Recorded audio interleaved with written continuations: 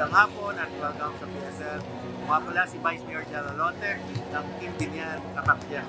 Actually, una-una, siyempre, congratulations Mr. Uy sa magandang production ng Nudge na talagang napakalinaw. Maganda yung broadcasting natin sa live, kahit sa mga Facebook, sa YouTube, talagang napakaganda ng ating production.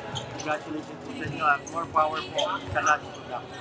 Siyempre sa lahat ng ating mga basketball fans na nanonood sa live, maraming salamat.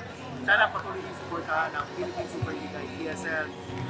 Talagang mas marami pa kayong matuwa ang ating mga basketball players at guys sila makapaglaro ng mas maayos at mas maganda. Okay, sa lahat po ng fans ng Team Binyan Tatakya, GameX, maraming salamat sa patuloy yung suporta.